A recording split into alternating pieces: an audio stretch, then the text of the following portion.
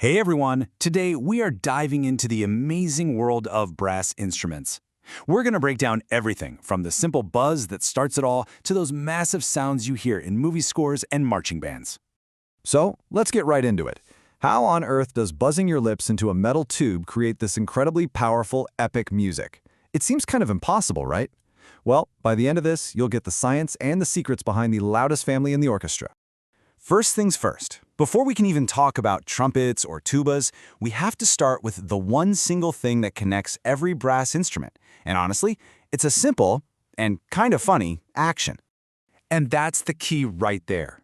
A player's lips vibrate super fast, creating a buzzing sound.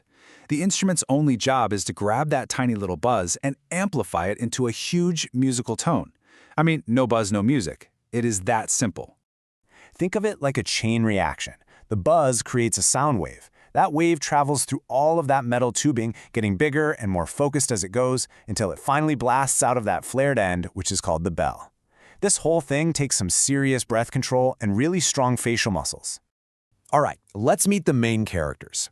Now, while there are tons of different brass instruments out there, they mostly fall into four main categories, and each one has its own unique personality and a specific job to do. Okay, so this chart gives us a quick snapshot of the whole family. You've got the high-pitched trumpet, the mid-range horn and trombone, and then the super-low tuba. But what's really cool is how each instrument's key feature, like the trombone's slide or the trumpet's valves, directly shapes its unique sound. Let's take a closer look at each one. The trumpet is basically the soprano of the group. Its sound is bright, it's piercing, and it is specifically designed to slice right through the sound of a full orchestra or a marching band.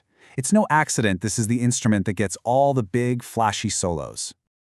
The French horn. This is the sound of adventure. It can be heroic one moment and then beautifully sad the next. What's really cool is that players actually stick their hand inside the bell, not just to hold it, but to fine-tune the pitch and make the sound either warmer or brighter. So that classic circular shape, it's hiding a pretty wild secret. If you were to uncoil all the tubing inside, it would stretch out to a full 12 feet. All of that length is what gives the horn its huge range of notes. But it also makes it one of the most difficult instruments to master, because all those notes are packed incredibly close together. The trombone really stands out from its siblings. Instead of pressing buttons, it has that iconic slide. And this one feature gives it a totally unique sound, and a very cool trick that no other valved instrument can pull off. And this is the trombone's party trick. It's called a glissando. By moving the slide smoothly through its 7 main positions, a player can create that classic, smeary wah-wah sound. And since there are no fixed buttons, a trombonist has to have a really good ear to land perfectly on each note. And finally, we have the anchor of the whole family, the tuba. It's the biggest, it's the lowest, and it provides the harmonic foundation for literally everyone else. It takes a massive amount of air to play, but its deep, rich sound is what holds the entire rhythm and harmony of a band together. So we know about the buzz, and we know the different instruments. But how does a player get more than just one note out of a long piece of metal? Well, the answer lies in some pretty clever engineering. Yeah, this was a huge problem for early brass instruments. You could change notes a little bit just by tightening your lips, but you couldn't play a full scale. The solution, invented back in the 1800s, changed everything. And that was the valve. You can think of a valve as just a switch. When you press it down, you're opening up a little detour for the air, forcing it to travel through an extra piece of tubing. And the rule is simple. A longer tube means a lower note. By combining the 3 valves in different ways, players get enough different lengths of tubing to play every single note they need. Now, there are 2 main ways to build that switch. You've got piston valves, which you see on trumpets, that go up and down. And then you have rotary valves, which are on French horns, that spin. They both do the exact same job, rerouting the air, but they give the instruments a slightly different feel and sound. Okay, let's talk about one of the most important technical terms for any brass player, the embouchure. It's everything to do with how you shape your mouth. It's not just about buzzing, it's about controlling that buzz to make it high or low, loud or soft. A strong embouchure is the absolute first and most critical skill for making a clear, focused sound.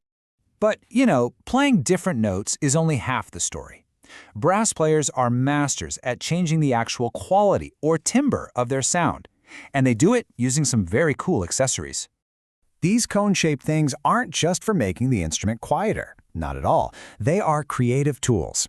By sticking a mute into the bell, you can completely transform the sound from a mighty roar into a thin metallic whisper, or even a sound that sounds like a human voice.